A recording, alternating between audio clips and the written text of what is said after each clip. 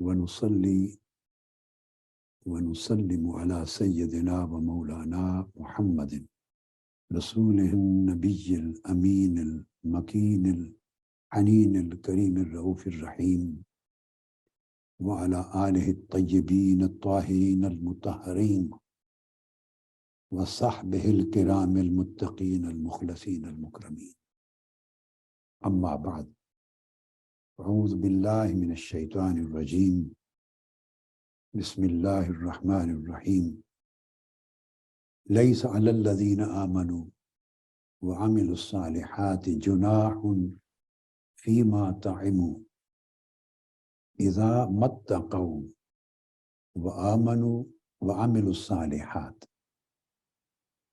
ثم اتقوا وآمنوا ثم اتقوا وأحسنوا والله يحب المحسنين.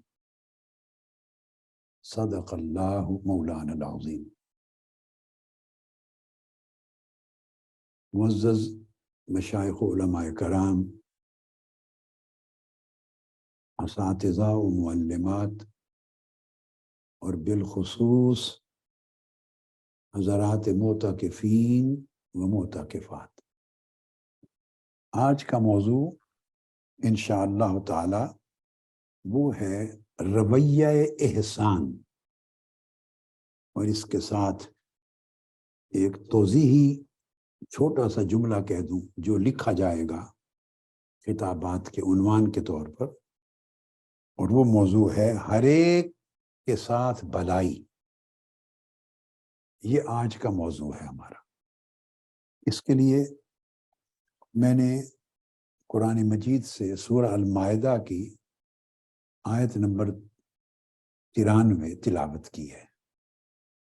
المائدہ ورس 93.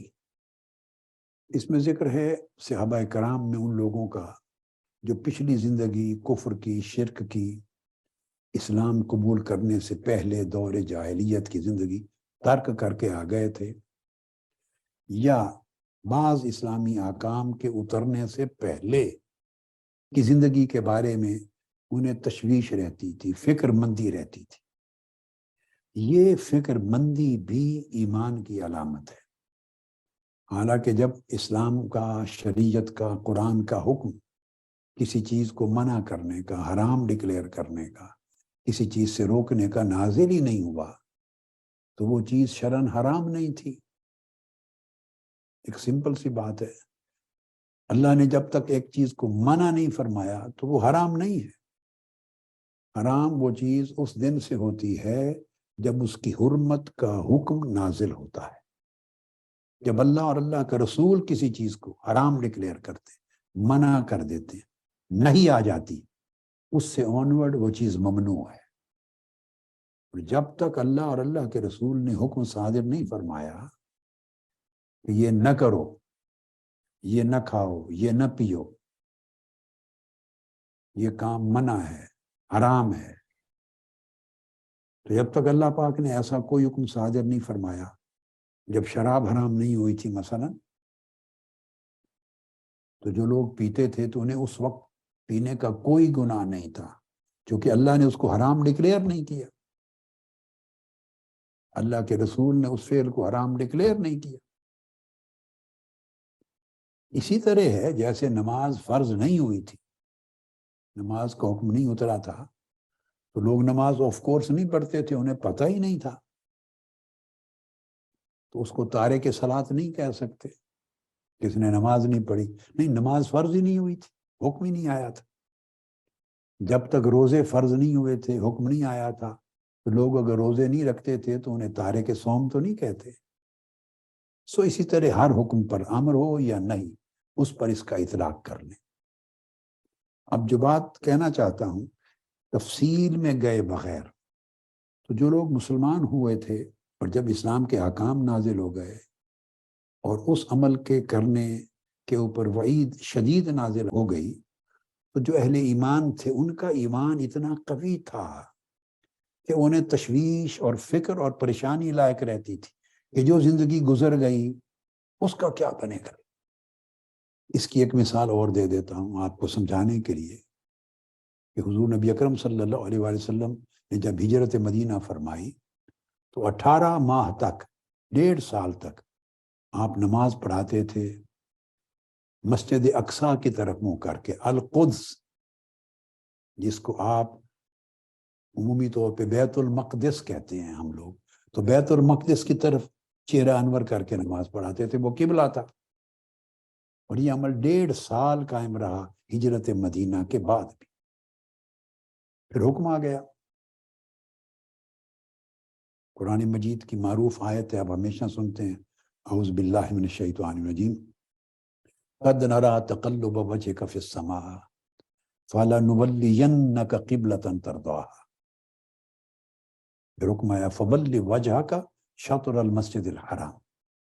آقا علیہ السلام کی خواہش تھی، آپ اللہ سے اجازت چاہتے تھے کہ امر آ جائے کہ میں کعبہ مکہ کو قبلہ بنا دوں، سو اللہ نے حکم کر دیا، تو مسجد حرام کی طرف، کعبہ کی طرف چہرہ اقدس پھیر۔ اب صحابہ کرام میں سے جو لوگ وفات پا گئے تھے تحویل قبلہ کا حکم اترنے سے پہلے، اور وہ بیت المقدس کی طرف ہی منہ کر کے نماز پڑھتے رہے، وفات ہو گئی، تو کئی لوگوں کو اس کی تشویش ہوئی، قبلہ تو اب یہ ہو گیا ہے کعبہ معظمہ، تو جو لوگ اس کعبۃ اللہ کی طرف، مسجد حرام کی طرف منہ کر کے نماز ہی نہیں پڑھ سکے اور بیت المقدس کی طرف پڑھتے رہے، وفات پا گئے، ان کی نمازوں کا کیا ہوگا؟ اللہ پاک نے حکم نازل فرما دیا، ما کان اللہ لیضیع ایمانکم، اللہ پاک تمہارا ایمان یعنی تمہاری نمازیں اور تمہارے اعمال ضائع کرنے والا نہیں ہے۔ اس وقت حکم کعبہ کی طرف منہ کرنے کا نہیں آیا تھا، وہی قبلہ تھا بیت المقدس، سے ان کی نمازیں قبول ہوئی۔ اب کعبہ اور مسجد حرام کی طرف جس دن حکم اترا کہ اس طرح منہ کر کے نماز پڑھو، تو اس کے بعد ہی یہ قبلہ بنا نا۔ قاعدہ یہ ہوتا ہے کہ جب ایک حکم نازل ہوتا ہے شریعت میں، قرآن مجید کا، یہ حدیث نبوی سے، اس لمحے سے وہ حکم نافذ العمل ہوتا ہے اور حکم شرع بن جاتا ہے، امر ہو یا نہیں، کرنے کا حکم ہو یا منع کرنے کا، یہ قاعدہ ہے۔ جن کو پہلے زمانے کی بات یاد آئے اور تشویش میں مبتلا کرے، پریشان کرے کہ کیا بنے گا، جب ایک چیز منع نہیں تھی تو وہ پیتے رہے یا وہ عمل کرتے رہے، کیا بنے گا، تو ایسی تشویش، ایسی پریشانی، ایسا فکر، یہ خود علامت ایمان ہے، یاد رکھیں۔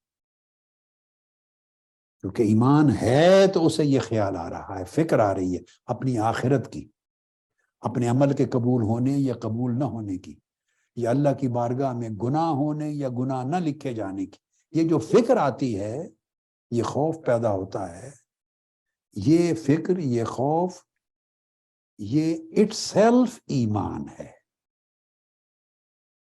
ہم اپنی زبان میں لفظ ایمان استعمال کرنے کی بجائے روز مرہ کے الفاظ میں بہت سی چیزوں میں کہتے ہیں کہ اس کا ضمیر مردہ ہو گیا ہے، اور ضمیر مردہ ہونے کا مطلب یہ ہوتا ہے کہ یہ گناہ کرتا ہے مگر اس پہ گناہ کرنے کے اوپر اسے شرم بھی نہیں آتی، اسے گناہ کا احساس بھی نہیں ہوتا، یہ بھی خیال مٹ گیا ہے اس کے ذہن سے کہ یہ میں گناہ کر رہا ہوں، ظلم کر رہا ہوں، جھوٹ بول رہا ہوں، غیبت کر رہا ہوں، زیادتی کر رہا ہوں، ناانصافی کر رہا ہوں، بدتمیزی کر رہا ہوں، کسی کا دل دکھا رہا ہوں، یعنی گناہ کرتا ہے، ظلم کرتا ہے، زیادتی کرتا ہے، اور اس کی پرواہ بھی نہیں، خیال بھی نہیں کہ میں گناہ گار ہوں۔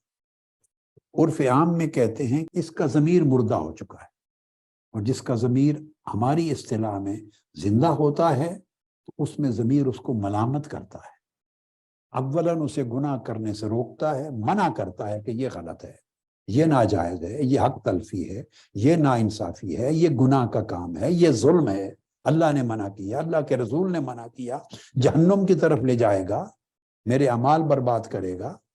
تو اس وجہ سے اول تو ضمیر اس کو روکتا ہے، اور ضمیر جو جنم لیتا ہے وہ ایمان سے جنم لیتا ہے یا اصل فطرت انسانی جیسے جنم لیتا ہے۔ یہ دو چیزیں کہ انسان کی جو اصل فطرت ہے وہ بھی خیر اور شر میں، نیکی اور بدی میں، اچھائی اور برائی میں، عدل اور ظلم میں فرق سکھاتی ہے، بتاتی ہے، اصل انسانی فطرت۔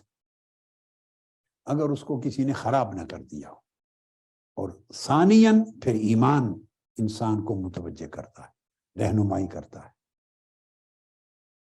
تو یہ تو آدمی اصل فطرت سے ہٹ گیا ہے کہ گناہ اور ظلم کرتا ہے اور اس کا احساس بھی نہیں ہے، یا اس کے اندر شمع ایمان بجھ گئی ہے، ایمان کا چراغ بجھ گیا. اب یہ اس پس منظر میں بات ہے. تو ان کا جواب دیا باری تعالیٰ نے کہ اللہ کا حکم نازل ہونے سے پہلے جو بیت گیا اس کا فکر نہ کرو. اگر بعد میں آپ نے پرہیزگاری اختیار کر لی ہے، آپ گناہ سے بچنے لگ گئے ہیں، بعد میں آپ نے گناہ کو چھوڑ دیا ہے اور اب صحیح معنی میں ایمان لے آئے ہیں اللہ کے حکم پر، مان لیا اللہ کے حکم کو، اور پھر فرمایا اور پھر عمل صالح کو اختیار کر لیا ہے، عمل صالح، تو تمہارے اوپر کوئی گناہ نہیں، پچھلی زندگی معاف کر دی جاتی ہے. اب اس کے بعد اللہ رب العزت نے درجہ بدرجہ بیان کیا ہے. اب یہ دیکھنے کی بات ہے کہ ایک بار ایمان کا ذکر آ چکا، اس کے ساتھ عمل صالح کا ذکر آ چکا، تقوی کا ذکر آ چکا. ایمان بھی، عمل صالح بھی اور تقوی بھی مذکور ہو گئے. اس کے بعد اسی آیت کریمہ میں اگلے سٹیپ پر پھر ریپیٹ کیا جا رہا ہے، فرمایا ثم اتقوا وآمنوا، پھر تقوی اختیار کیا اور ایمان لائے. میں اس کی تفسیر میں نہیں جا رہا، تفسیر میں ہر لفظ اور موقع کے الگ مرحلے ہیں، آپ کو اجمالاً بات سمجھا رہا ہوں.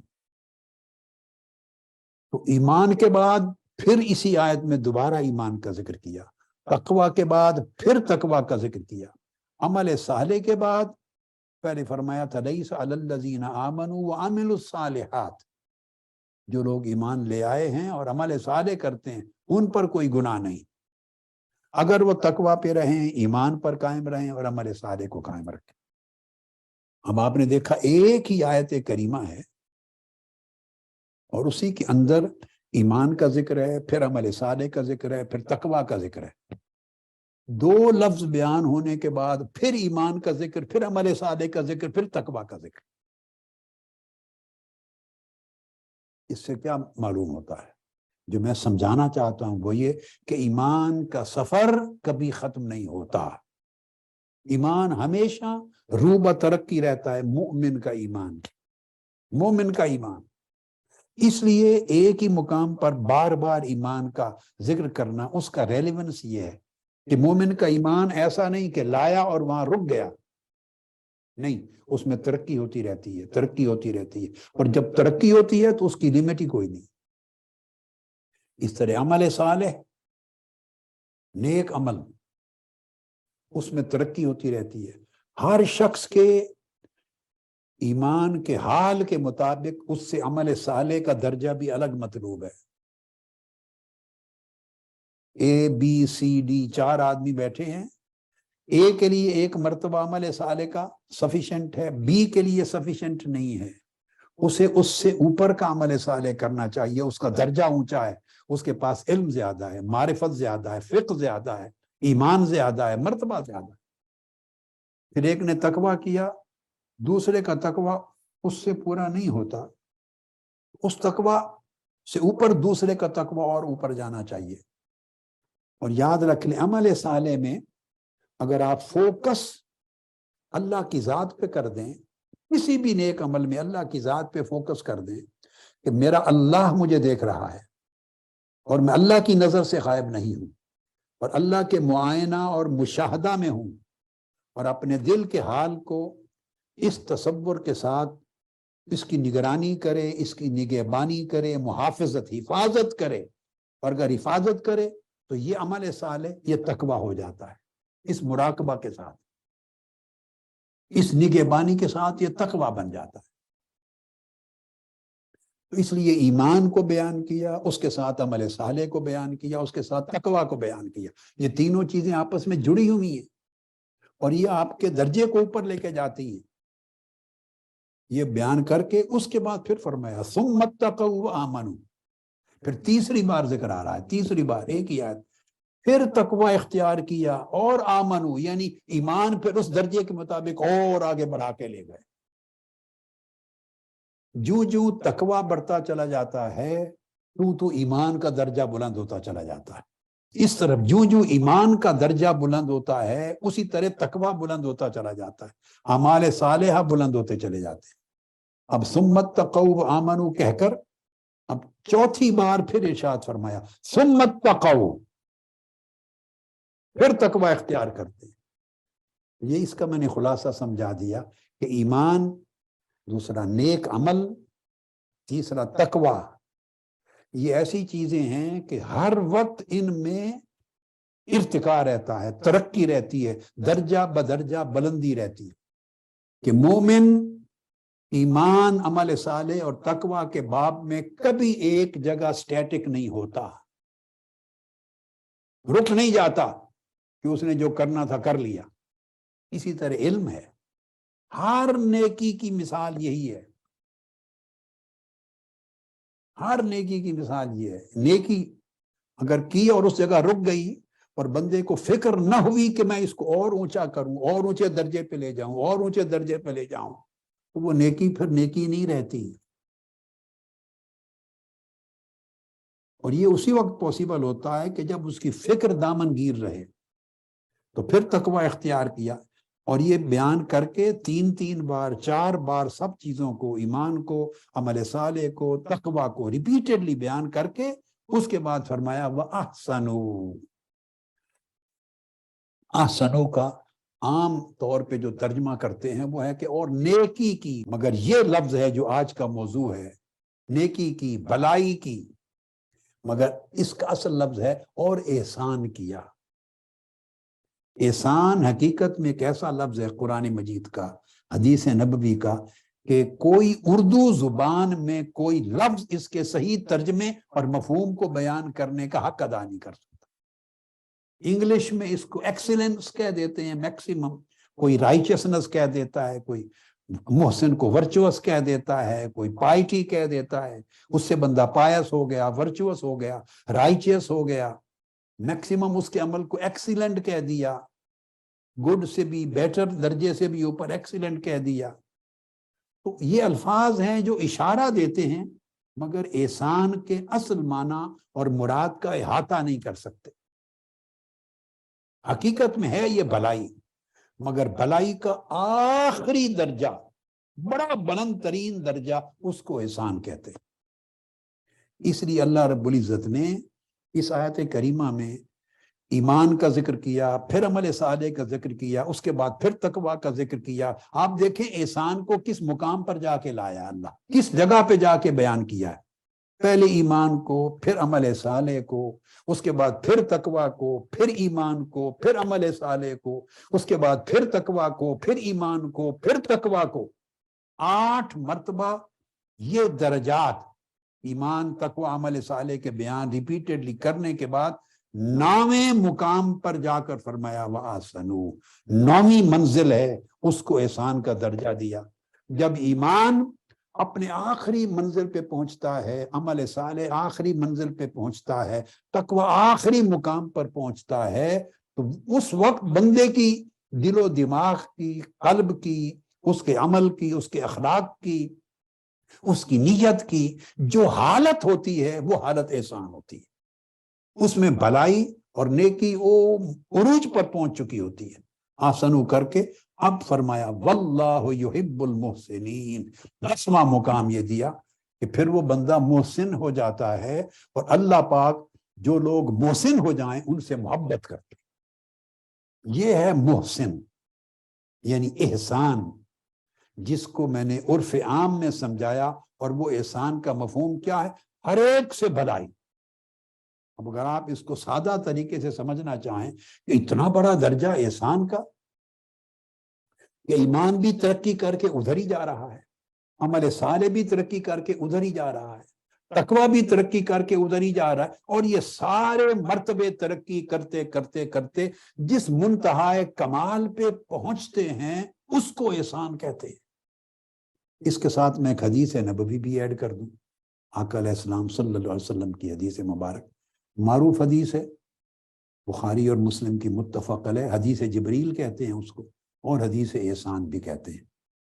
وہ آپ نے ہمیشہ سنی ہے، جس میں جبرائیل امین آ کے صحابہ کرام کی موجودگی میں سوال کرتے ہیں، یا رسول اللہ اسلام کیا ہے؟ آپ جواب عطا فرماتے ہیں، ہم جو ارکان خمسہ بولتے ہیں اسلام کے وہ بیان کر دیتے ہیں، توحید و رسالت کی شہادت، نماز، روزہ، حج، زکوٰۃ۔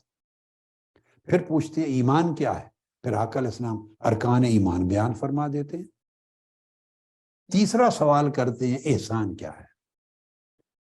تو اس سے بھی پتہ چلتا ہے کہ احسان کا درجہ ایمان سے بھی بلند اور اسلام سے بھی بلند، اور بلند اس معنی میں نہیں کہ یہ ان سے الگ کوئی چیز ہوتی ہے، یعنی یہ اسی کا آخری نقطہ کمال ہے، اسلام کا، ایمان کا آخری نقطہ کمال احسان۔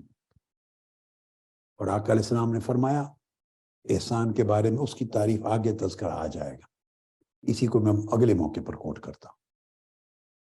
وہاں بندہ اپنے اس حال کا محافظ اور نگہبان ہو جاتا ہے، اور یہ اس لیے احسان کو ترجمے کے طور پہ میں نے آج موضوع بنایا، ہر ایک سے بھلائی، کہ جب بندہ پیکر احسان ہو جائے، یہ بات سمجھنے والی ہے، پیکر احسان، تو وہ بھلائی کا چشمہ بن جاتا ہے، فاؤنٹین بن جاتا ہے بھلائی کا، اس کے وجود سے بھلائی ہی بھلائی نکلتی ہے، وہ بولے گا اس کے کلام کے ہر لفظ میں بھلائی ہوگی، اس کا کسی کو دیکھنا بھلائی ہے، بولنا بھلائی، سننا بھلائی، کسی کی طرف ہاتھ بڑھانا بھلائی، چلنا بھلائی، سوچنا بھلائی، چاہنا بھلائی، کسی کو منع کرنا بھلائی، سمجھانا بھلائی، پڑھانا بھلائی ہے، واعظ کرنا، خطاب کرنا بھلائی ہے، سفر کرنا بھلائی، وہ سراپا بھلائی بن جاتا ہے۔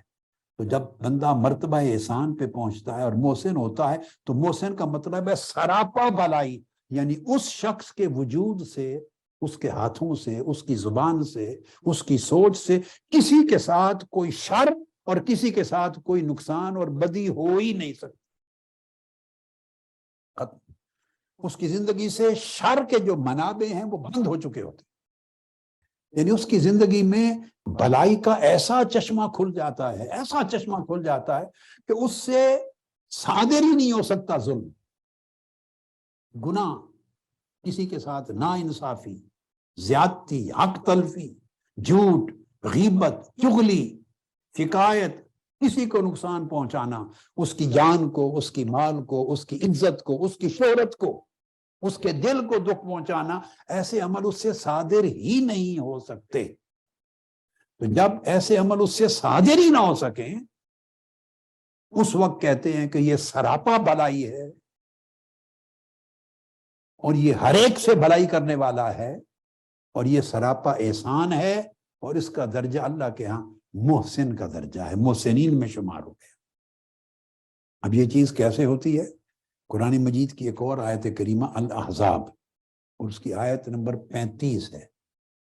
اللہ رب العزت نے وہاں طبقات بیان کیے ہیں، اور دیکھیے اللہ پاک نے ترتیب ہمارے اخلاق کو سنوارنے کے لیے، ہمیں احسان، سراپا بھلائی بنانے کے لیے۔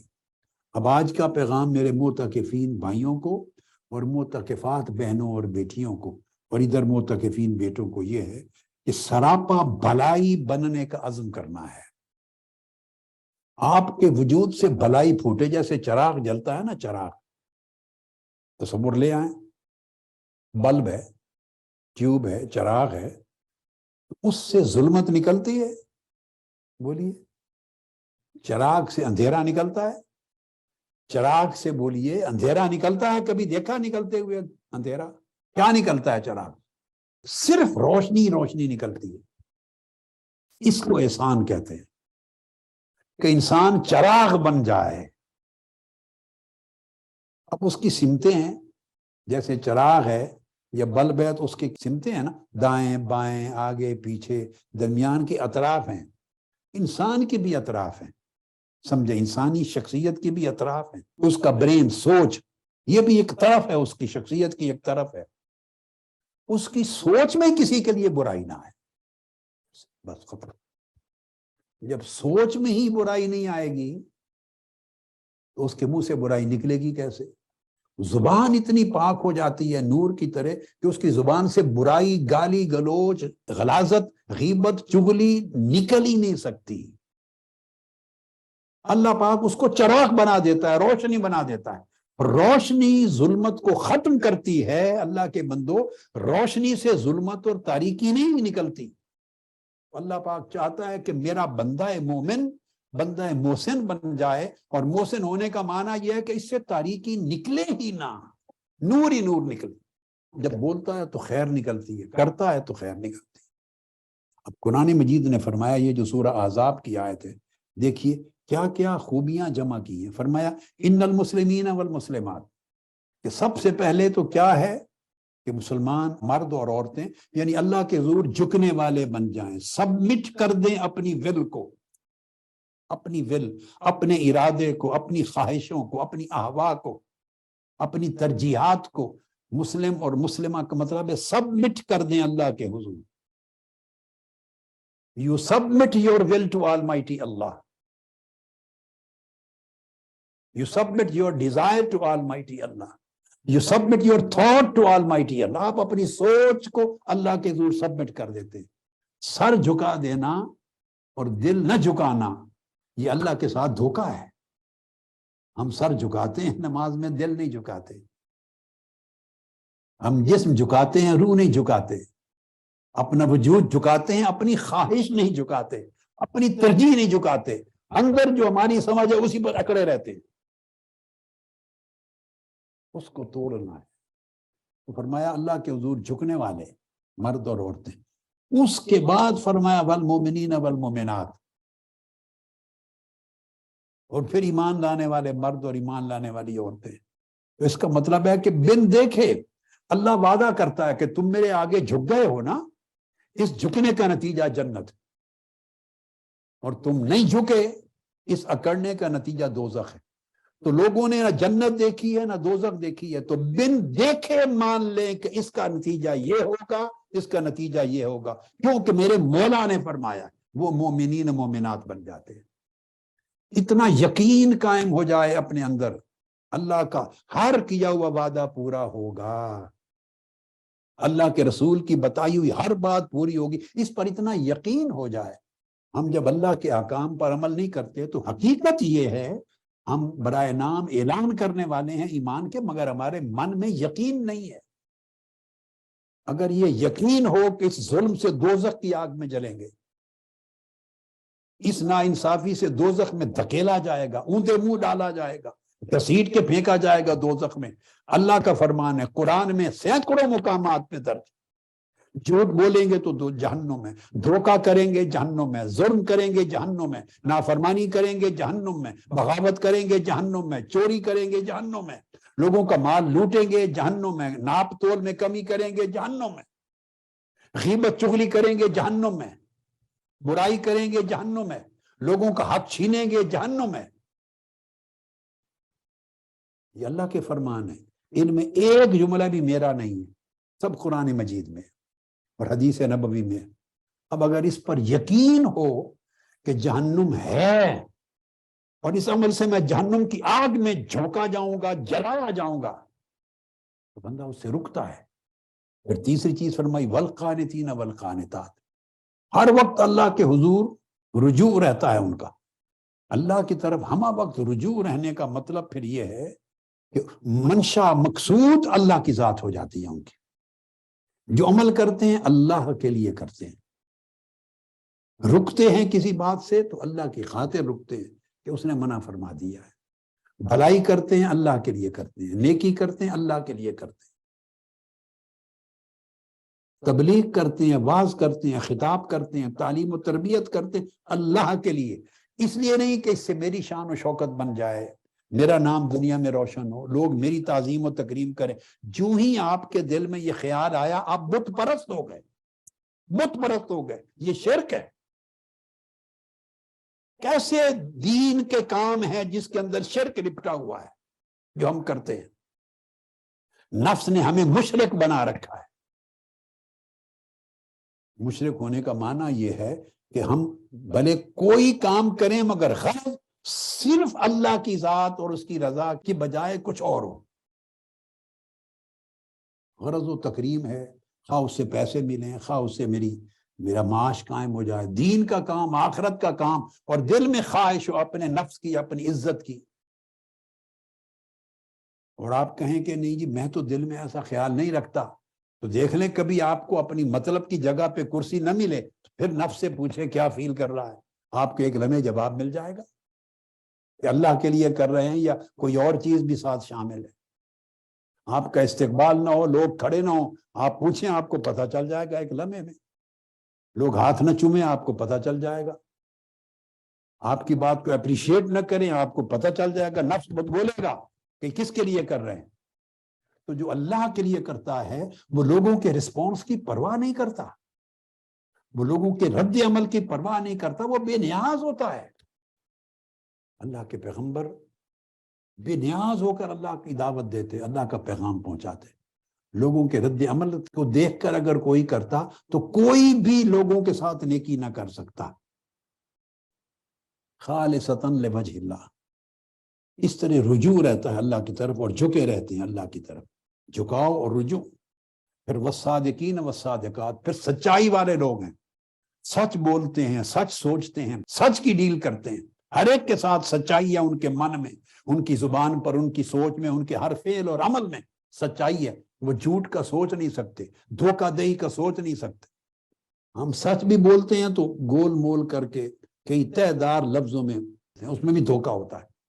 بلکہ سمجھے جھوٹ اور دھوکے کو سچ کا رنگ دے کر بولتے ہیں، جھوٹ اور دھوکہ دہی کو سچ کا لباس پہنا کے بولتے ہیں. ہم نیرا دھوکہ دہی بن گئے ہیں سوسائٹی میں، نیرا دھوکہ ہے.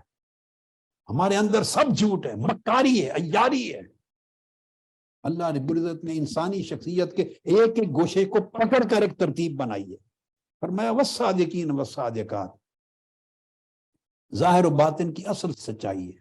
پھر والصابرین والصابرات، پھر وہ صبر کرنے والے ہیں، مرد بھی اور عورتیں بھی. اب صبر کیوں؟ جب بندہ اس طرح کی زندگی میں آ جاتا ہے تو ایک ٹیسٹ ہوتا ہے اس کا. ٹیسٹ، اگر مشکل حالات آئیں تو شکوہ کرتا ہے یا نہیں؟ صبر کرے. مشکل حالات میں شکوہ نہ کرنا صبر ہے. اور وسائل بہت آ جائیں، پیسہ، مال، دولت، کاروبار، تجارت چمک اٹھے اور مال و دولت بہت آ جائے، یہ طاقت بہت آ جائے، تو اس میں گناہ سے بچے رہنا صبر ہے. دونوں کا صبر جدا ہے. غریب کا صبر اور ہے، امیر کا صبر اور ہے. یاد رکھیں، غریب کا صبر یہ کہ غریب پر جب مشکل وقت آئے، کھانے کا نہیں ملتا، وسائل نہیں ہوتے، تو نہ شکوہ کرتا ہے، نہ ہاتھ پھیلاتا ہے، نہ مانگتا ہے، نہ عزت بیچتا ہے. شکوہ نہیں کرتا، ہاتھ نہیں پھیلاتا. یہ غریب کا صبر ہے. اور امیر کا صبر یہ ہے جب بے تحاشا اس کے پاس وسائل ہوں تو ان وسائل کی وجہ سے گناہ نہیں کرتا، فسق و فجور نہیں کرتا، ان وسائل کو اللہ کی نافرمانی پہ خرچ نہیں کرتا. یہ امیر کا صبر ہے. کمزور کا صبر اور ہے، طاقتور کا صبر اور ہے. اب آپ سمجھ گئے نا بات کو. اب کمزور کا صبر یہ نہیں ہے اس نے طاقتور نے مارا تو اس نے کہا اچھا میں صبر کرتا ہوں، بدلہ نہیں لیتا. وہ بدلہ لینے کی جو قدرت ہی نہیں رکھتا، اس کا بدلہ نہ لینا صبر نہیں ہے. وہ تو لے ہی نہیں سکتا. بدلہ نہ لینا یہ طاقتور کا صبر ہے کہ وہ بدلہ لینے کی طاقت رکھتا ہے. وہ بدلہ نہ لے تو یہ اس کا صبر ہے. بدلہ لینے کی طاقت رکھنے والا وہ بدلہ نہ لے تو اس کا صبر ہے. تو پوچھیں کہ کمزور کا صبر کیا ہے؟ کمزور کا صبر یہ ہے کہ اس پر دل میں شکوہ نہ آئے، دل میں ملال نہ آئے، میری کوئی بہتری ہوگی اس میں اللہ کی طرف سے. ہر حال میں اللہ پہ یقین رکھنا، یہ صبر ہے. تو فرمایا پھر ایسا صبر کرنے والے مرد اور عورتیں. پھر والخاشعین والخاشعات، اللہ کے حضور خشوع و خضوع رکھنے والے، تواضع اللہ کے حضور انکساری، جھکاؤ، خشوع اور خضوع رکھنے والے. اللہ کے ذکر سے ان کے دلوں میں کیف و سرور پیدا ہو، اللہ کی عبادت میں دلوں کو لذت ملے، سجدے میں لذت ملے، اللہ کے نام لینے سننے سے لذت ملے، عمل میں خشوع اور خضوع ہو. اس کے بعد فرمایا والمتصدقین والمتصدقات، اور پھر جو خرچ کرتے ہیں اللہ کی راہ میں، صدقہ دیتے ہیں، خیرات کرتے ہیں. آپ دیکھتے آئیں کہ ابھی تک سارے اخلاقیات کا ذکر آ رہا ہے، انسانی شخصیت کے سماجی، قلبی، روحانی، معاشرتی، معاشی پہلوؤں کو، ظاہر اور باطن کو سنوارا جا رہا ہے۔ اس طرح بندہ احسان کی منزل تک پہنچتا ہے۔ خرچ کرتے ہیں، اللہ نے جو دیا خرچ کرتے ہیں، بخل نہیں کرتے، یہ سارا کر کے اس کے بعد فرمایا والصائمین والصائمات، اور روزہ رکھنے والے ہیں مرد بھی اور روزہ رکھنے والی عورتیں۔ آپ دیکھ لیجیے اللہ کی ترتیب کیا ہے۔ ہماری ترتیبیں، ہم رسمی اسلام کے عادی ہو گئے ہیں، اور خاص طور پہ اہل سنت والجماعت، ہمارے مسلک عقیدہ کے لوگ صرف رسموں کا اسلام۔ ہم مردہ لاش لے کے پھرتے ہیں، سودا کر کے پھرتے ہیں، اس سے کمائی کرتے ہیں، مردہ تصورات سے کمائی کرتے ہیں، مردہ خیالات سے کمائی کرتے ہیں، مردہ اصطلاحات سے کمائی کرتے ہیں، ہر ایک شے سے روح نکال لی ہے ہم نے۔ اس اعتکاف کا مطلب اور تحریک منہاج القرآن کی تعلیمات کا مطلب اس روح کو پھر سے اس مردہ جسم میں ڈالنا، زندہ کرنا ہے، حقیقی تصورات کو، حقیقی عقائد کو، حقیقی فکر کو، حقیقی خلق اور اخلاق کو، اور حقیقی آداب کو۔ پھر والحافظین فروجہم والحافظات، پھر اپنی عزت و عصمت کی حفاظت کرتے ہیں، پاک رہتے ہیں، پاکیزگی رکھتے ہیں۔ فرمایا یہ سارے کام جو کرتے ہیں، اینڈ پر فرمایا وَالذَّاكِرِينَ اللَّهَ كَثِيرًا وَالذَّاكِرَاتِ، اور پھر اللہ کا ذکر کثرت کے ساتھ کرنے والے ہیں۔ اب آپ سوچیں گے کہ اللہ کے ذکر کو آخر میں جا کے لیا، ساری چیزیں پہلے بیان کر دی، اس کا مطلب کیا؟ ہم الٹ ہو گئے۔ ہم اللہ کا ذکر کریں گے، تسبیح بھی کریں گے، ذکر بالجہر بھی کریں گے، بالسر بھی کریں گے، استغفار بھی کریں گے، تسبیح بھی کریں گے، ورد وظائف بھی کریں گے، یہ سب کچھ ذکر میں آتا ہے، یہ سارا کچھ کریں گے، اور اوپر کی پوری درجن چیزیں جو اللہ نے بیان کی ہیں وہ نہیں ہوں گی، ان پر فوکس ہی نہیں ہے۔ اللہ پاک نے آخر پہ اس لیے فرمایا کہ اب یہ ساری خوبیاں رکھنے والے جب اللہ کا ذکر کرتے ہیں تو ان کا حال ہی کچھ اور ہو جاتا ہے، اس ذکر کے اثرات اور نتائج کچھ اور ہوتے ہیں، وہ ذکر زندگی کو بدل دیتا ہے۔ ان تمام چیزوں کو اپنے وجود میں سمو لینے کے بعد جب بندہ اللہ کا ذاکر بنتا ہے تو اللہ کا ذاکر ایسا ذاکر ہوتا ہے کہ اس کو دیکھنے سے بھی اللہ یاد آ جاتا ہے، پھر اس کو دیکھنے سے بھی اللہ یاد آ جاتا ہے، وہ خود اللہ کے ذکر کی وجہ بن جاتا ہے، اس کے وجود سے اللہ کی یاد پھوٹتی ہے، تو ان کے لیے اللہ پاک نے مغفرت اور اجر عظیم رکھا۔ یہ جو میں نے 2 آیات کریمہ بیان کر کے تصور سمجھایا کہ ان تمام چیزوں کا مجموعہ احسان ہے، اس سے انسان سراپا بھلائی اور سراسر بھلائی بن جاتا ہے، وہ پھر ہر ایک سے بھلائی کرتا ہے۔ اب یہ جو بھلائی ہے جس کو احسان کا، اس کو اللہ رب العزت نے جا بجا فرمایا کہ اللہ پاک پھر جو پیکران احسان ہو جاتے ہیں، یعنی سراپا بھلائی بن جاتے ہیں، بھلائی، ان سے اللہ محبت کرتا ہے۔ اور اس کی بنیاد کیا ہے؟ احسان بنیادی طور پہ چونکہ نیکی اور بھلائی کا معنی رکھتا ہے، اس کا جو ضد ہے وہ بدی اور برائی ہے۔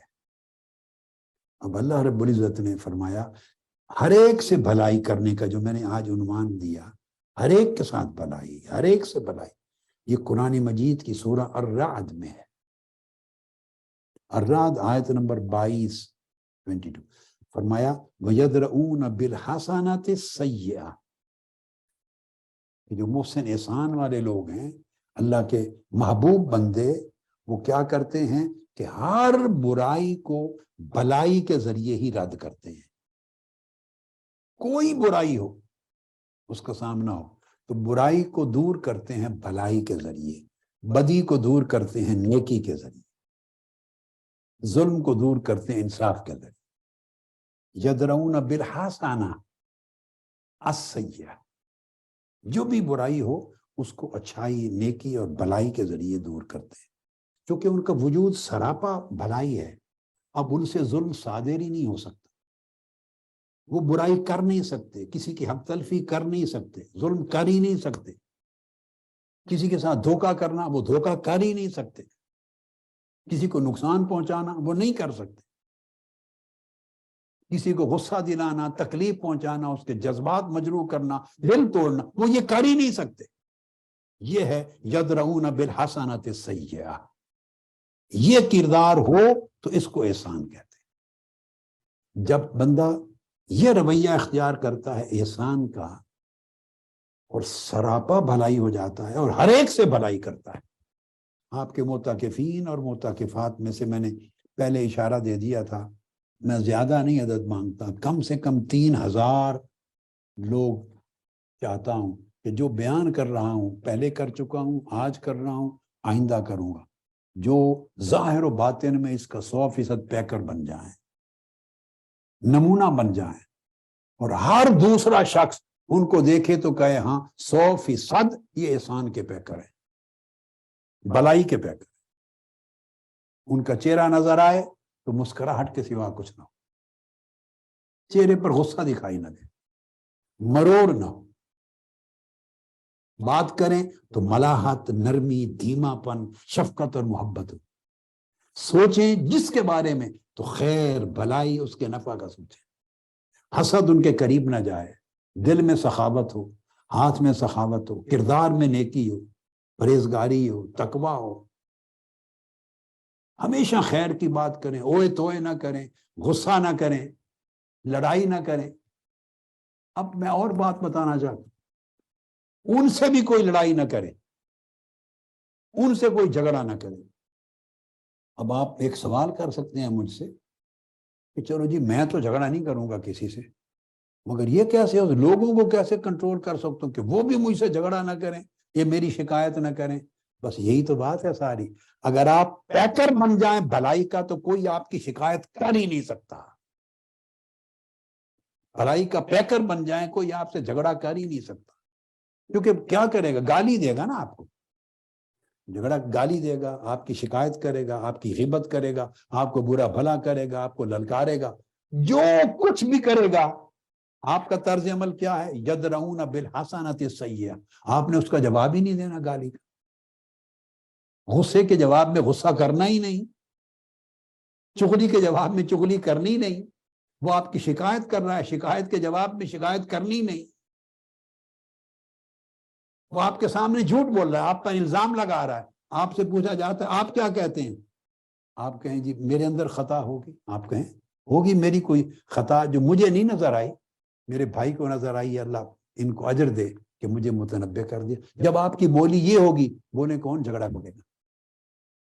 کوئی شکوہ نہیں، غیبت نہیں، چغلی نہیں، بڑے بندی نہیں، ساز باز نہیں، اس طرح کی ساری حرکتوں اور ذلتوں سے اگر ہم نجات پا لیں تو ایسے مجھے اس اعتکاف میں 3000 چاہیے، 1000 بہنوں اور بیٹیوں میں سے، 2000 بھائیوں اور بیٹوں میں سے۔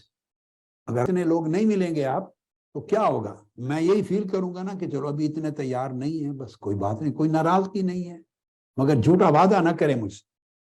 جب کھڑے ہو جائیں اور وعدہ کریں پھر مرتے دم تک پیکرانے احسان رہنا ہے، مرتے دم تک بھلائی کا منبع سرچشمہ رہنا ہے۔ جب بھی آدمی کوئی دیکھے آپ کے چہرے کو مسکراہٹ نظر آئے، جب جائیں السلام علیکم ورحمۃ اللہ وبرکاتہ، کیا حال ہے آپ کا، خیریت سے ہیں؟ یہ سارا خیریت پوچھنا دل سے نکلے، زبانی کلامی نہ ہو، ہر ایک کے لیے بھلائی کریں، اس کی خدمت کریں، کسی سے خدمت کے طلبگار نہ ہوں، اچھائی کریں، نیکی کریں، چلتے پھرتے نیکی نظر آئیں، چلتے پھرتے عمل نظر آئیں صالح، چلتے پھرتے بھلائی نظر آئیں، سرتاپا احسان نظر آئیں، تاکہ آپ کو لوگ ماڈل بنائیں، نمونہ بنائیں اور آپ سے موٹیویٹ ہوں، انسپائر ہوں، آگے بچے بچیاں، فیملیز، رشتہ دار، محلے دار، اعزاء اقارب موٹیویٹ ہوں، انسپائر ہوں آپ کو دیکھ کر کہ ہاں ہم نے اس جیسا بننا ہے، آپ کو آئیڈیالائز کریں محلے والے اور اگلے بچے بچیاں، اور نسل در نسل یہ فیض آگے چلے، نسل در نسل۔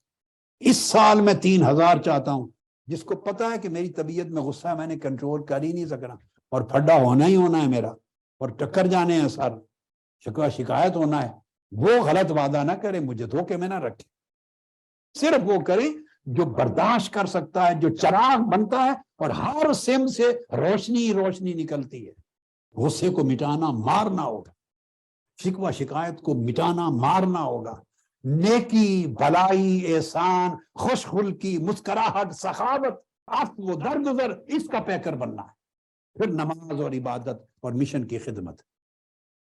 مگر میں اس فکر میں ہوں، میں چاہتا ہوں کہ ہر سال 3,000 2,000 آدمی ایڈ کروں تو اتنی بڑی جماعت ایسے لوگوں کی پیدا ہو جائے میری آنکھوں کے سامنے کہ جو ماڈل بنے سوسائٹی میں، عملی نمونہ بنے، لوگ ان کو فالو کریں، انہیں آئیڈیالائز کریں، ان سے انسپائر ہوں، صرف ان کا واعظ تبلیغ تنظیمی خدمات مشن کی دعوت نہ سنیں، انسپائر ہوں، آئیڈیالائز کریں، موٹیویٹ ہوں، ان کی فیملی بچے بچیاں بھی، محلے دار بھی، دوست احباب بھی، رفقا کارکنان اور اگلی نسلیں یہ مجھے چپکے سے اس کی اطلاع کریں، آرام سے سوچیں، 2 دن لگائیں 48 گھنٹے فیصلہ کرنے میں، یہ خود کو بدلنا ہے، مزاج کو بدلنا ہے، طبیعت کو بدلنا ہے، بول چال کے طریقے کو بدلنا ہے، لوگوں کے ساتھ بیہیویئر ڈیلنگ بدلنی ہے، کیونکہ لوگ چھیڑیں گے، آپ کو پریشان کریں گے، تنگ کریں گے، وہ کہیں گے بھئی اس کی تو زہر نکل گئی، اب بشک اس کو اٹھا کے جو چاہے کرتے پھرو،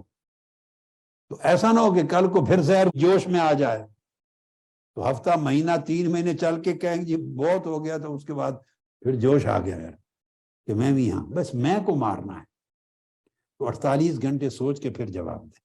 یہی تصور ایک اور مقام پہ اللہ پاک نے فرمایا، میں جس پر زور دے رہا ہوں، یہ دیکھیے یہ جڑ ہے، یہ اصل ہے، روٹ ہے سنورنے کی، آپ سنوریں گے معاشرہ سنورے گا، آپ کا گھر سنورے گا، محلے والے سنوریں گے۔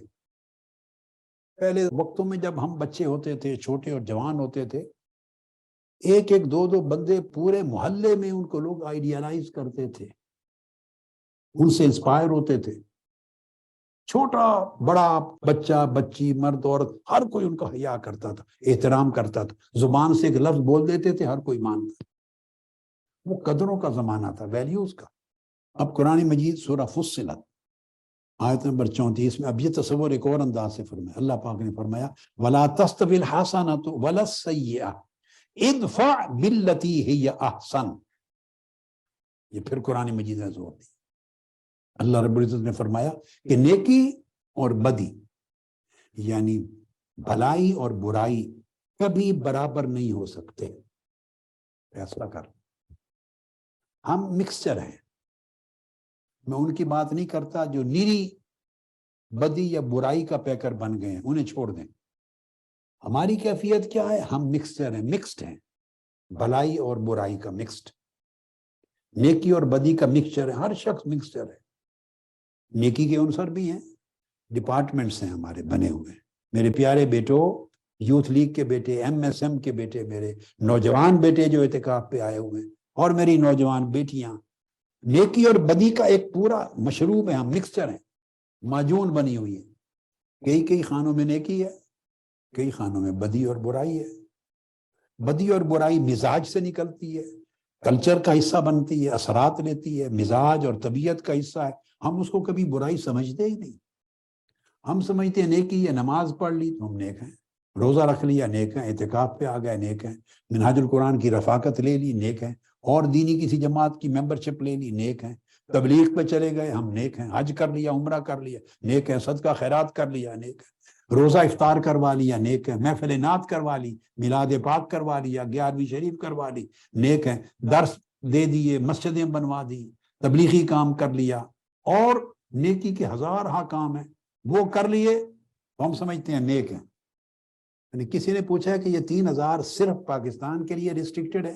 نہیں، جتنے لوگ پوری دنیا میں سن رہے ہیں، جو ریگولرلی سنتے ہیں، یورپ، ویسٹرن ورلڈ، پاکستان سمیت سب کل ٹوٹل سامعین میں سے، اب آپ کے لیے اور آسانی ہو گئی معتکفین میں سے کے لیے کہ مجھے 3,000 چاہیے، 1,000 لیڈیز سسٹرز میں سے اور 2,000 بھائیوں میں سے، مردوں اور بیٹوں میں سے، کوئی بھی کر سکتے، سو آف کورس باقی لوگ پھر مجھے لکھ کر لسٹ بھیج دیں گے نام، میں چاہتا ہوں ذہن میں معیار رکھ لیں، یہ جو قرآن مجید کی آیت اب پڑھ رہا ہوں، فرمایا نیکی اور بدی کبھی برابر نہیں ہو سکتے، ادفع باللتی ہے یا احسن، فرمایا جب بھی کوئی برائی کرے آپ سے، یہ سٹینڈرڈ ہے، جب بھی کوئی آپ سے برائی کرے اس کو اچھائی کے ساتھ دور کرو،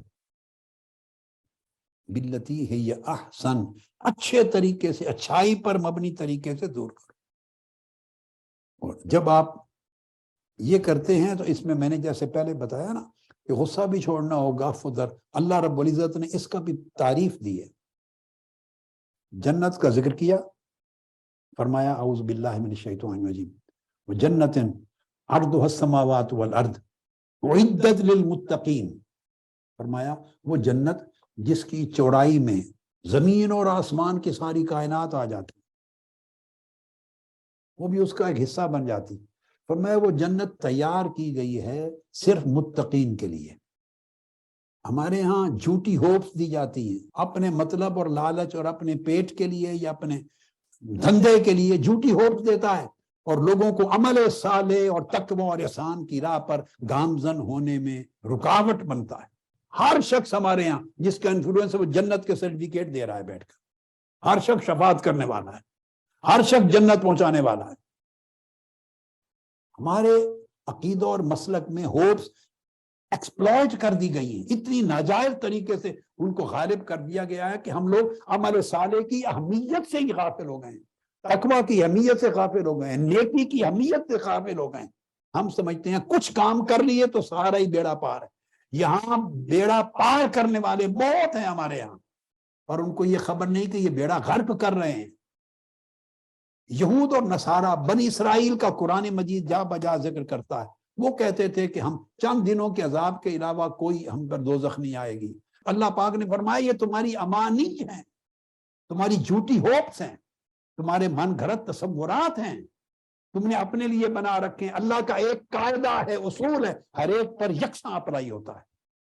اب ہم سمجھ حج کر لیا تو بس سارے ختم ہو گیا گناہ۔ حضور علیہ السلام کی حدیثوں کو ایکسپلائٹ کرتے ہیں، غلط معنی دے کر غلط رنگ سے اپنے اوپر اپلائی کرتے ہیں، اور نیکی کے راستے بند کرتے ہیں اور بدی کے راستے کھولتے ہیں جھوٹی ہوپس کے ذریعے۔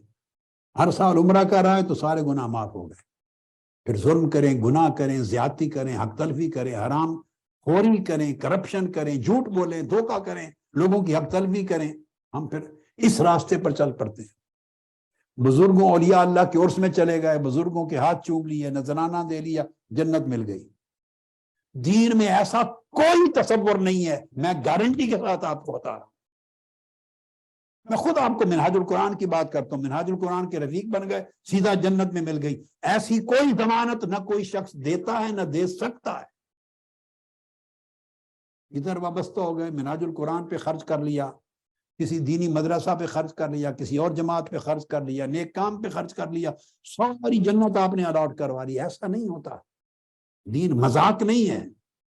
اگر اس طرح ہوتا تو آقا علیہ السلام 23 برس اپنی امت اور صحابہ کی جماعت تیار کرنے پر اس طرح محنتیں نہ کرتے، ایک ہی عمل کے ساتھ ساروں کو جنتی بنا دیتے۔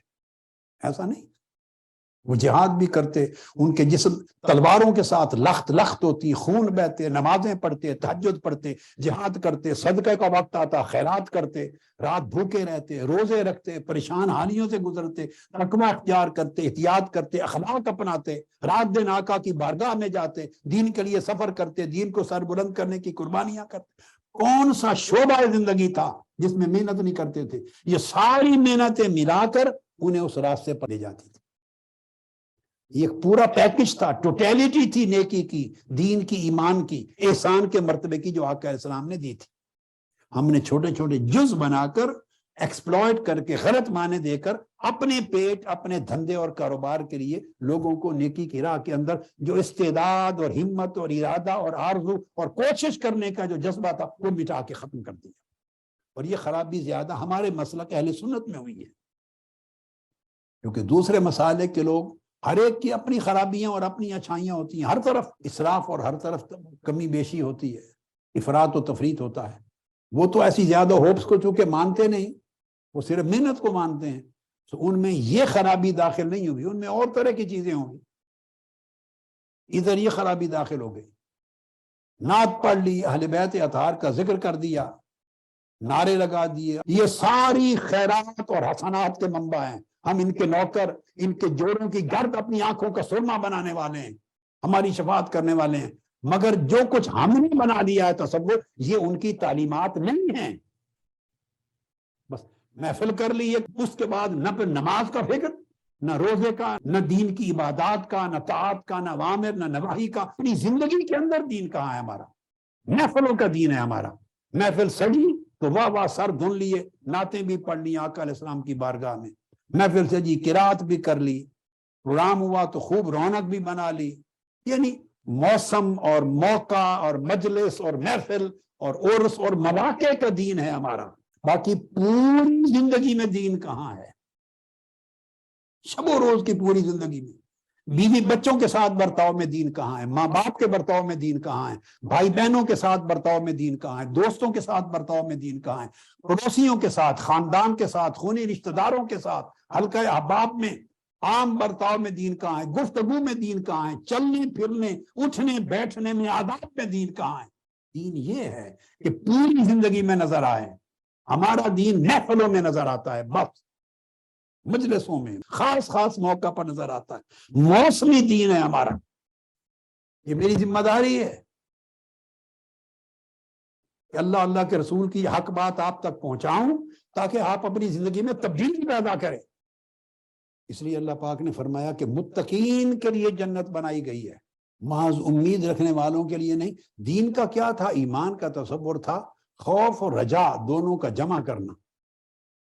یعنی ایک طریقہ تھا اللہ کا خوف دلانا، آخرت کا عذاب جہنم کا خوف دلانا. کئی لوگوں پر خوف غالب ہوتا. ایک تھا رجا، اللہ کی رحمت اور بخشش و مغفرت کی امید. کئیوں پر رجا غالب ہوتی. مگر اصل ایمان کیا ہے؟ الجمع بین الخوف والرجا. رجا امید بھی رہے اللہ کی بخشش و رحمت کی، اور اللہ کی بنائی ہوئی دوزخ اور جہنم کا خوف بھی رہے. امید اور خوف جب جمع ہوتا ہے، زندگی میں رہتا، تب ایمان بنتا ہے. امید اور خوف کے جمع رہنے سے ایمان بنتا ہے. ہم بے خوف ہو گئے. تو میں نے جو آیت کریمہ عرض کی سورہ آل عمران 134 کہ اعدت للمتقین، اللہ نے متقین کے لیے تیار کی ہے جنت. پھر آگے دیکھیے، آگے تعریف بیان کی ہے کہ متقین ہیں کون لوگ. متقین کون ہیں؟ فرمایا الذین ينفقون فی السراء والضراء والکاظمین الغیظ والعافین عن الناس واللہ یحب المحسنین. 4 چیزیں بیان کی اللہ پاک نے.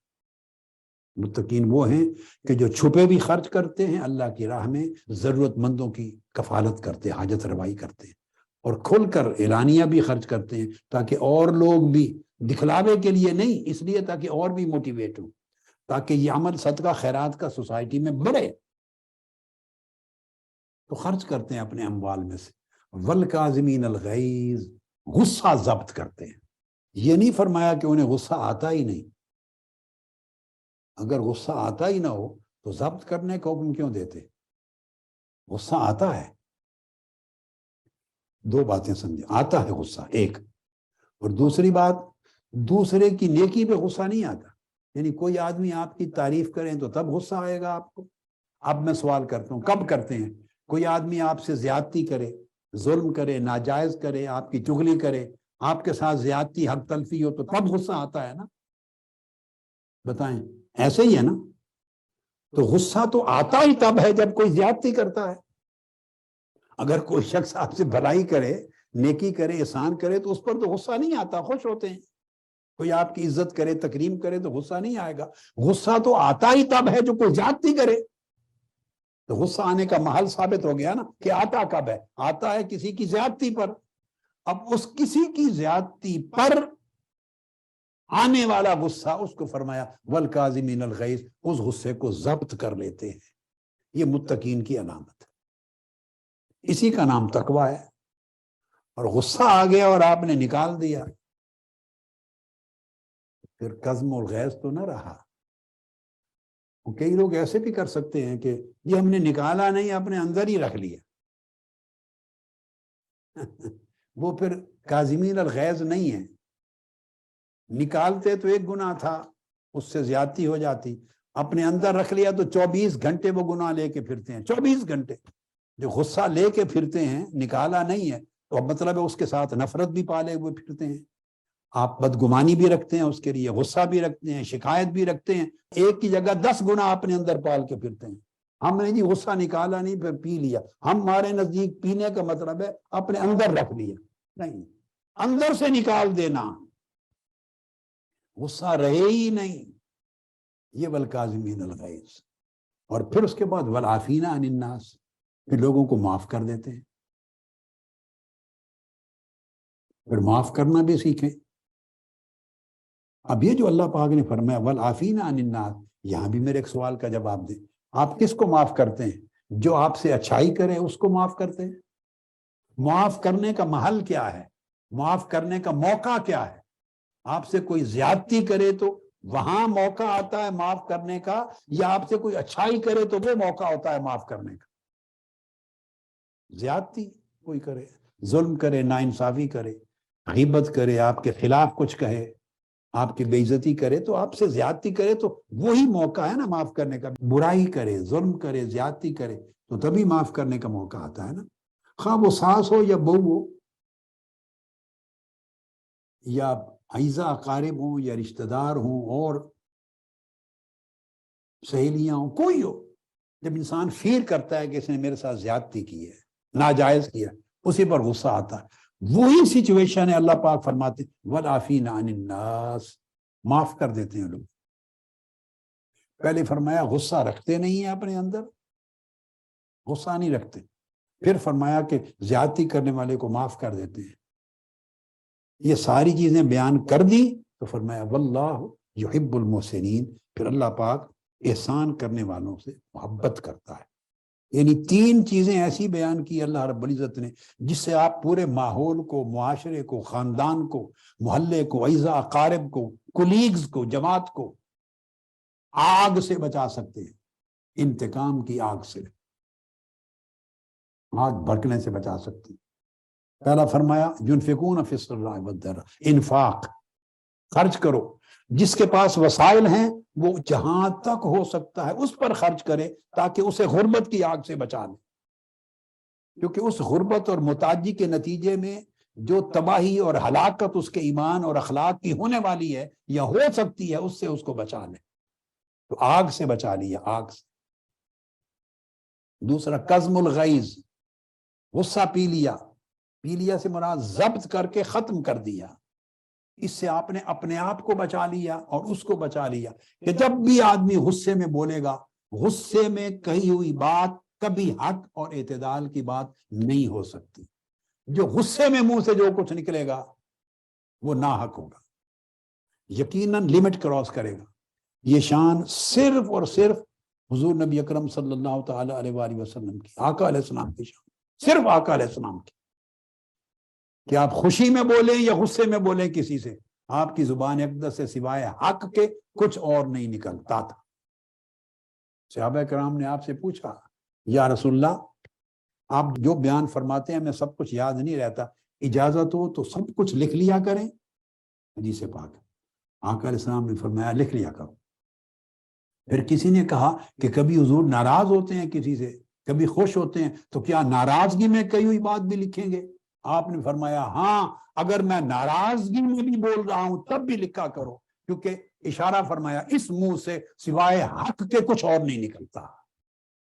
یہ شان صرف آقا علیہ السلام کی ہے، آپ کے سوا جو شخص غصے میں بولے گا ڈیفینیٹلی وہ لمٹ کراس کرے گا، ایکسیڈ کرے گا، ٹرانسگریسر بن جائے گا، ٹرانسگریس کرے گا۔ غصہ انسان کی حالت اعتدال نہیں ہے، یاد رکھ لیں۔ ہمیں ملنے کے لیے ٹاؤن شپ میں جس زمانے الیکشن تھا، لوگ آئے تھے، مست حال لوگ تھے یہاں، وہ الیکشن کے زمانے میں 2002 کی بات ہے، 2002 کی، تو یہ ہمارے پیٹ والے لوگ مست حالوں کو بھی لے آئے، تو 50 100 کے قریب 150 مست حال لوگ، ان کو لے آیا کہ ان کے بھی ووٹ ہیں، تو مجھ سے ملایا، تو ان کا ایک سربراہ تھا، تو میں نے پوچھا آپ کا نام کیا ہے؟ اس نے اپنا نام بتایا، تو میں نے کہا اچھا ماشاءاللہ۔ اس نے اپنے نام کے ساتھ کہا کہ میرا نام عارف اپ ہے، تو میں نے پوچھا اس کا مطلب کیا ہے آپ کا؟ تو وہ اس نے مجھے سمجھایا کھڑے ہو کے، اس نے کہا حضور آپ جانتے ہیں نا ایک اپ ہوتا ہے ایک ڈاؤن ہوتا ہے۔ میں نے کہا یہ تو پتہ ہے۔ کہتے ہیں ہم اپ ہیں، سارے جو آئے ہوئے ہیں ہم اپ ہیں۔ تو یہ جو غصہ ہے یہ بندے کو اپ کرتا ہے، اب سمجھ آ گئی بات کی۔ آپ اپنی روزمرہ پنجابی زبان میں، لاہوری زبان میں جہاز کہتے ہیں. یہ غصہ بندے کو جہاز بناتا ہے، غصہ بندے کو اپ کرتا ہے، یعنی ہارمونز اس کے اوپر چلے جاتے ہیں، اوپر اعتدال نہیں رہتا.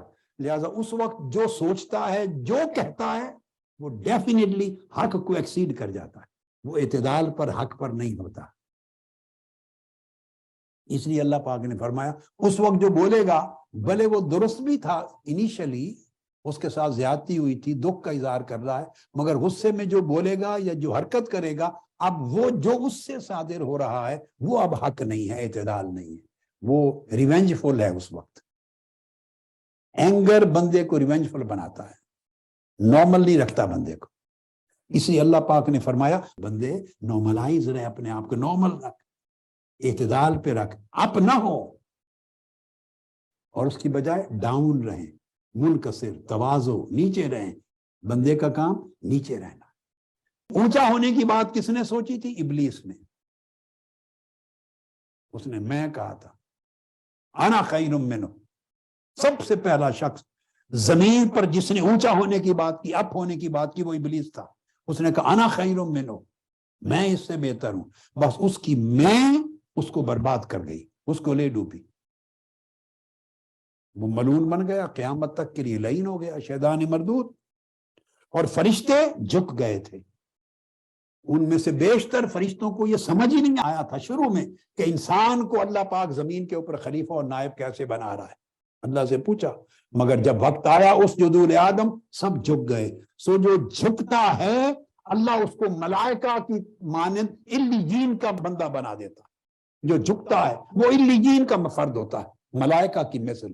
اور جو اونچا ہوتا ہے، اونچا اپ جاتا ہے، اس کو ابلیس اور اس کے جنود کا آدمی بنا دیتا ہے. یہ ایک فرق ہے. لہذا اپنی طبیعتوں پہ کنٹرول کریں، غصہ کنٹرول کریں. اور میں والعافین عن الناس، اور واللہ یحب المحسنین. پھر اس طرح جب آپ ان چیزوں پہ عمل کریں گے تو اللہ پاک آپ کو سارا کا سارا بھلائی بنا دے گا، پورا احسان کا پیکر بنا دے گا. اور فرمایا اللہ احسان کرنے والوں سے محبت کرتا ہے. تو تین چیزیں ہیں نعمتیں اللہ پاک جن کو عطا کر دے وہ شخص محسن بنتا ہے، وہ سراپا بھلائی بنتا ہے. اس کے وجود سے، زبان سے ہر وقت خیر ہی خیر نکلتی. وہ چشمہ خیر ہے، جدھر جائے خیر پھوٹے گی. یہ ولایت ہے. یہ آپ کو ولی اللہ بننے کا گر بتا دیا. یہ ولایت ہے جس کے وجود سے صرف خیر پھوٹے، کبھی شر نہ پھوٹے، نہ من میں، نہ باطن میں، نہ اللہ کے حضور، اللہ کے تعلق میں، نہ مخلوق کے تعلق میں، خیر ہی خیر ہو. وہ ولی ہے. فرمایا الانفاق سخاوت ہے، خرچ کرو. قزم الغیظ ضبط کرو. عفو عن الناس معاف کرو. جب تین چیزوں کو کریں گے اللہ پاک آپ کو احسان کا پیکر بنا دے گا، محسن بنا دے گا. احسان کا یہ جو درجہ ہے، جب بھی انبیاء کا ذکر فرمایا اللہ رب العزت نے ان کو محسنین کہا. قرآن مجید کو جا بجا پڑھیں، آیتیں ہیں جہاں انبیاء کا ذکر آیا ہے اللہ پاک نے ان کے کذالک نجزی المحسنین، انبیاء کا پے در پے ذکر کر کے فرمایا اس طرح ہم محسنوں کو جزا دیتے ہیں. تو انبیاء کو بھلائی کا پیکر ڈکلیئر کیا اللہ رب العزت. اور اس کی شکل یہ ہے، میں اس کو آگے چل کے اور بیان کروں گا جب اجتماعی اخلاقیات کا موضوع آئے گا. انشاءاللہ تعالی ہمارا اجتماعی اخلاقیات یہ ہمارے آخری اس سلسلے کی سیریز میں آخری موضوع ہے. اس میں جا کے بتاؤں گا کہ یہ جو بھلائی اور احسان ہے اس کے 6 دائرے ہیں. اصلاً یہ میری آج کی گفتگو کا حصہ تھا، میں نے آج اس حصے کو کرنا تھا، مگر میں نے پہلے بھلائی اور احسان کی وضاحت پر اضافی چیزیں جو میرے منصوبے میں یا میرے خیال میں پہلے سے نہیں تھی وہ میں نے اتنی اضافی سمجھا دی اور بیان کر دی کہ ان کا وقت نہیں بچا. تو ان کو میں اجتماعی اخلاقیات کے موضوع کے ساتھ ملا کے سمجھاؤں گا کہ یہ جو بھلائی کرنا ہے ہر ایک سے بھلائی، اس کے 6 دائرے ہیں. 6 دائرے اس وقت صرف خلاصتاً سن لیں. 6 دائرے. سب سے پہلے بھلائی کرنا اپنے نفس کے ساتھ. میں وضاحت کروں گا انشاءاللہ اجتماعی اخلاقیات کے موضوع کے تحت.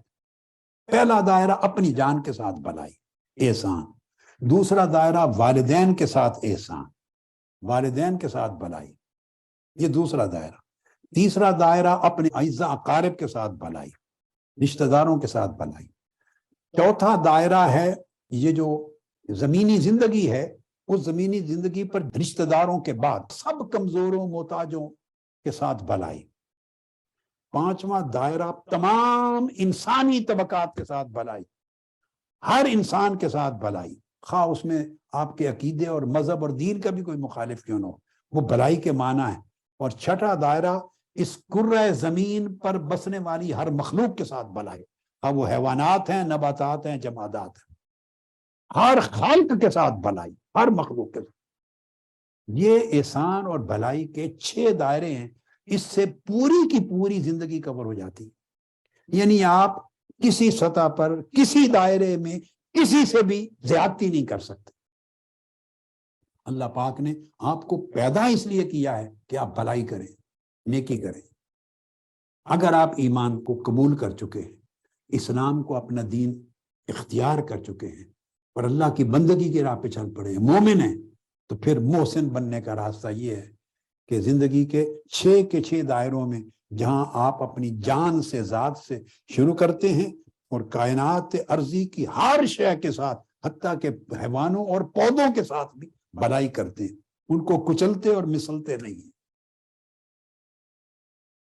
اس لیے میں نے کہا ہر ایک سے بھلائی، یعنی آپ سراپا بھلائی ہو جاتے ہیں، آپ کے وجود سے کسی کو گزند نہیں پہنچتی، کسی کو تکلیف نہیں پہنچتی۔ جب کسی کو تکلیف نہیں پہنچتی، کوئی آپ کے خلاف شکوہ کنا نہیں ہوتا، شکوہ نہیں کرتا۔ ہاں رہ گیا کوئی اگر حسد کرتا ہے، اس سے آپ نہیں روک سکتے، کیونکہ جتنی آپ کے اندر بھلائی ہوگی سمجھے اللہ کی اتنی نعمت ہے آپ پر، تو جس پر نعمت ہوگی اس کے حاسد بھی ہوں گے۔ کوئی حسد کرتا ہے تو وہ اس کا علاج آپ کو بتا دیے، کظم الغیظ، غصہ پینے، جواب نہیں دینا، معاف کر دینا، نظر انداز کرنا۔ چونکہ حسد وہ کرے گا، آپ کو غصہ آئے گا، غصہ آپ کا سارا کچھ برباد کر دے گا، تو حاسد کامیاب ہو گیا نا، آپ ناکام ہو گئے۔ وہ اگر ظاہری طور پہ حسد کرنے والا آپ کا کچھ بگاڑ نہیں سکا، تو باطنی طور پہ تو تباہ کر دیا نا آپ کو، کہ آپ نے اس کے حسد کا اثر لیا، غصے میں آ گئے، غصے سے نفرت میں آ گئے، آپ کے اندر سوء ظن آ گیا، برائی آ گئی، بھلائی چلی گئی، غصہ آ گیا، حق سے ہٹ گئے، آپ کے من کے اندر سوء ظن آ گیا، تو حاسد جسمانی طور پہ نقصان نہیں پہنچا سکا، مگر روحانی طور پہ آپ نے خود کو برباد کر دیا۔ اس لیے سرتا پا ظاہر و باطن بھلائی ہی بھلائی، اور ہر ایک کے ساتھ بھلائی اور اچھائی، تاکہ اللہ کے ہاں آپ پے کرانے احسان میں ہوں۔ کہ اللہ رب العزت قیامت کے دن فرمائیں گے، اعلان ہوگا، عرش سے آواز آئے گی، 2 قسموں کے لوگ کھڑے ہو جائیں، اعلان ہوگا۔ اسے امام ابو نعیم نے اپنی کتاب الاربعین میں روایت کی، حضرت انس بن مالک رضی اللہ تعالیٰ عنہ روایت کرتے ہیں، اعلان ہوگا جب کل اولین و آخرین میدان حشر میں جمع ہوں گے، تو عرش سے آواز آئے گی، این اہل المعرفت باللہ، اللہ کے عارفین کھڑے ہو جائیں، وہ لوگ جنہیں اللہ نے اپنی معرفت عطا کی تھی کھڑے ہو جائیں۔ آواز آئے گی عرش سے، اللہ ان کو کھڑا کرے گا، ان لوگوں کو جن کو اللہ نے اپنی معرفت سے نوازا ہے۔ اور دوسرا حکم ہوگا، این المحسنون، وہ لوگ کھڑے ہو جائیں جو صاحبان احسان ہیں، جو زندگی میں سراپا بھلائی بن گئے تھے، ہر ایک کے ساتھ بھلائی کرنے والے تھے، ان کے اندر برائی رہی نہیں تھی، محسنین کھڑے ہو جائیں۔ 2 طبقے، پھر پہلا طبقہ کھڑا ہوگا، اللہ رب العزت پوچھیں گے، ما انتم، تم کون ہو؟ حالانکہ وہ جانتا ہے، وہ کہیں گے باری تعالیٰ ہم وہ لوگ ہیں جنہیں تو نے نوازا، انعام فرمایا اپنی معرفت کے ساتھ، جن کو چنا۔ اللہ پاک فرمائے گا ہاں خاموش کھڑے رہو، تم سچ کہتے ہو، فیقول صدقتم، سچ۔ پھر دوسرے طبقے کی طرف اللہ پاک متوجہ ہوں گے، ثم یقول للآخرین، فرمائیں گے آپ کون لوگ ہیں؟ ان سے پوچھیں گے اللہ پاک، ما انتم، قالوا نحن المحسنون، میرے اللہ ہم وہ لوگ ہیں جنہیں تو نے دنیا میں توفیق دی تھی کہ ہم سراپا بھلائی بن جائیں، محسن بن جائیں، ہم ہر ایک سے بھلائی کرنے والے تھے تیری توفیق سے۔ اللہ پاک فرمائیں گے قال صدقتم، تم نے سچ کہا ہے۔ قلت لنبی، میں نے اپنے نبی سے فرمایا تھا ما علی المحسنین من سبیل، جو لوگ محسنین بن جائیں گے اور سراپا بھلائی بن جائیں گے اپنی زندگی میں، اور بھلائی کا چشمہ اور پیکر بن جائیں گے، اور ان کے وجود سے برائی نکل جائے گی، تو میں نے فرمایا تھا قیامت کے دن ان کے اوپر گرفت کی کوئی راہ نہیں ہوگی، کوئی ان کی گرفت نہیں کرے گا، کوئی مواخذہ نہیں ہوگا۔ تو پھر اللہ پاک ان سے فرمائیں گے سنو ما علیکم من سبیل، آج تمہارے اوپر کوئی گرفت نہیں ہے، کوئی مواخذہ نہیں ہے، ادخلوا الجنت برحمتی، اور میری رحمت کے ساتھ جنت میں داخل ہو جاؤ، دوڑتے چلے جاؤ، جنتیں تمہارے لیے۔ اللہ کی معرفت رکھنے والے اور سراپا بھلائی بن جانے والے، ہر کسی سے بھلائی کرنے والے، یہ کہہ کر پھر حدیث پاک کے لفظ ہیں ثم تبسم رسول اللہ صلی اللہ علیہ وسلم، یہ فرما کے آقا علیہ السلام مسکرا پڑے اور تبسم فرما کر کہنے لگے فقال لقد نجاہم اللہ من احوال بوائق القیامہ، قیامت کی جتنے احوال ہوں گے اور قیامت کی جتنی سختیاں ہوں گی اور مشکلات ہوں گی، اللہ پاک ساری سختیاں ان سے ختم فرما دیں گے، ان کے احوال ختم ہو جائیں گے، احوال ہولناکیاں، سختیاں ختم ہو جائیں گی، ٹھنڈی ہوائیں ہوں گی قیامت کے دن، ان کے لیے خوشگوار موسم ہوگا، سکون ہوگی، راحت ہوگی، ہنستے مسکراتے کھیلتے جنتوں میں چلے جائیں گے۔ اس کا مطلب یہ ہے کہ جو حدیث پاک بتاتی ہے ان سے حساب و کتاب ہی نہیں ہوگا۔ اس لیے تو اللہ پاک پوچھ رہا ہے کہ دو لوگ کھڑے ہو جائیں، عرش سے آواز آئے گی، میری معرفت والے جن کی زندگی میری معرفت میں گزری، میری پہچان میں گزری، جنہوں نے زندگی میں مجھے فراموش نہیں کیا، مجھے بھولے نہیں، نہ اپنے عمل میں، نہ فعل میں، نہ حال میں، نہ قال میں، نہ رات میں، نہ دن میں، کسی وقت مجھے نہیں بھولے، میری ایسی معرفت ان کو نصیب ہوئی، ایسی پہچان نصیب ہوئی کہ پھر مجھے بھولے نہیں ان کو۔ اور دوسری طرف فرمائیں گے وہ لوگ محسنین جو سراپا سر سے پا تک بھلائی بن گئے تھے، نیکی بن گئے تھے، اچھائی بن گئے تھے، ان سے کوئی برائی صادر نہیں ہوئی کسی کے لیے، وہ کھڑے ہو جائیں اور فرمائیں گے مسکرا جائیں جنتیں آپ کے لیے۔ اور آقا علیہ السلام فرما کے مسکرا پڑے خوشی سے کہ میری امت میں ایسے لوگ بھی ہوں گے۔ اور میرا خیال آتا ہے مجھے کہ جب آقا مسکرائے کہ میری امت میں ایسے لوگ بھی ہوں گے تو یقیناً جب یہ داخل ہوں گے تو جنت بھی مسکرا پڑے گی، خوشی سے جنت بھی مسکرائے گی کہ مولا تیرا شکر ہے کہ ایسے لوگوں سے مجھے آباد کیا ہے، ایسے لوگ میرے شہری بنائے ہیں، میرے ریزیڈنٹس بنائے ہیں، میرے پاس رہنے والے بنائے ہیں۔ میں چاہتا ہوں کہ اس سال پہلی جماعت محسنین پیدا ہو، آج تک آپ رفقا تھے، اب میں رفقا کے اندر محسنین پیدا کرنا چاہتا ہوں، اور وہ محسنین ایسے جو وعدہ ایک بار کریں تو مرتے دم تک قائم رہیں، تاکہ قیامت کے دن جب عرش سے آواز آئے کہ محسنون کھڑے ہو تو آپ ان میں کھڑے ہوں۔ اس کی لاج رکھیں۔ اب میں رفقا میں سے محسنون پیدا کرنا چاہ رہا ہوں، ابتدا 3000 سے کر رہا ہوں، اگر آپ اس سے بھی بڑھ جائیں، کیونکہ پوری دنیا بھی شامل ہے، 5000 پہ چلے جائیں تو کیا بات ہے، میری خوشی کا عالم کیا ہوگا، میں بھی کتنا مسکراؤں گا، کتنا خوش ہو جاؤں گا۔ اللہ پاک سلامت رکھے آپ کو۔ وما علینا الا البلاغ۔